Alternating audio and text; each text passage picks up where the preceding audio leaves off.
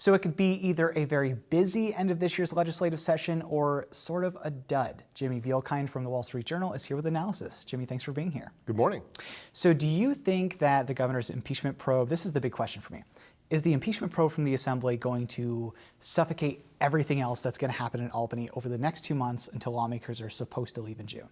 Well, there's no precedent for this, at least no recent precedent, but my sense talking with lawmakers and just understanding the rhythms of what happened in this budget and what needs to be done in the rest of the session is yes.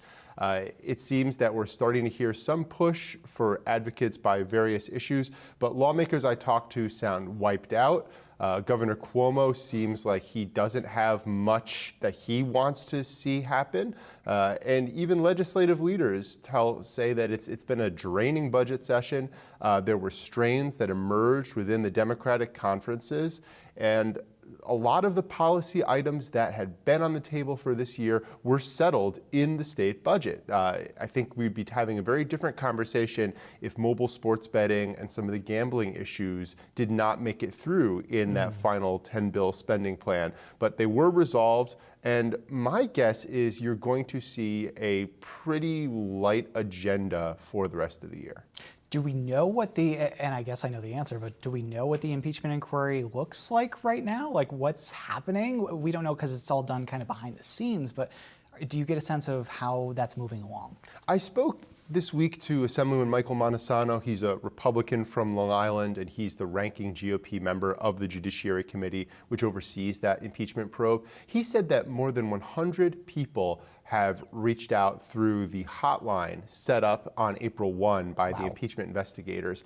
And we also know by Judiciary Chairman Chuck Levine, a Democrat, that the scope of this probe has only expanded as we've seen news reports regarding Governor Cuomo's alleged use of state resources to get coronavirus tests for his family, as well as the governor's purported use of state resources and some of his government aides to work on his book, American Crisis, which was published last October.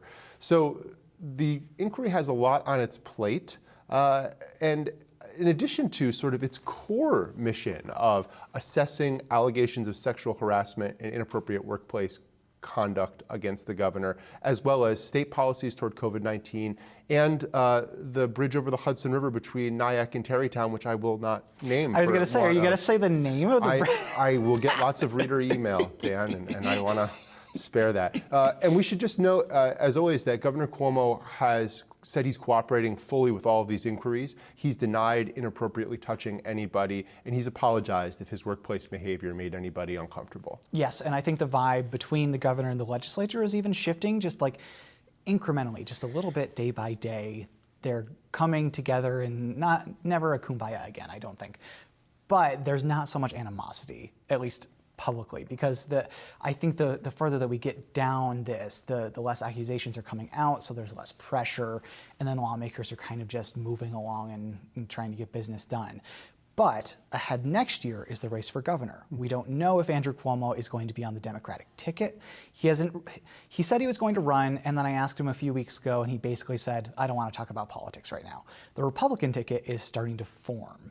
And there are a lot of candidates that are coming out. Tell me what you know about that. That's right. And actually, a kind of a first assessment is going to happen on next week at the state near the state capitol. We're going to have Republican Party chairs gathering with several candidates, including 2 sitting members of Congress, 1 political scion, and current and former county executives. So Lee Zeldin, a congressman from the eastern end of Long Island, is the first and so far only declared candidate for the GOP nomination.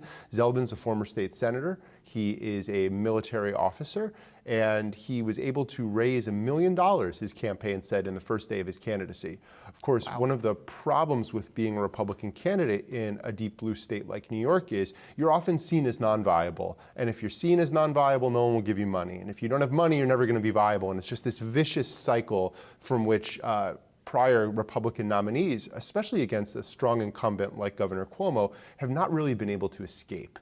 This time, obviously, the dynamics are different. And even if Governor Cuomo is not on the ticket, Republican operatives say that they feel they have a very strong chance this year because Democrats in total control of the state legislature and the state government have enacted policies that Republicans hope can rev up the base. Of course, we've heard that in the 2020 elections, where there was lots of concern about criminal justice law changes and changes to the state's bail laws. And guess what? At the end of the day, Democrats end up gaining seats. 20 seconds left. Is there a favorite for the Republican Party at this point? We have so many candidates. Is there one that is getting the most support? It's not clear to me. No, not at this point. We have two candidates who are coming forward who have run previously. Both Rob Astorino and Dutchess County Executive Mark Molinaro say that they'll be attending the meeting. Congresswoman Elise Stefanik of the North Country is also going to be coming, as well as Andrew Giuliani, who worked in the Trump White House, and his father is this guy named Rudy, who you might have heard of for his previous activities. I have heard of that guy named Rudy. Yeah. We have to leave it there. Jimmy Vielkind from the Wall Street Journal. Thank you as always. Thanks for having me.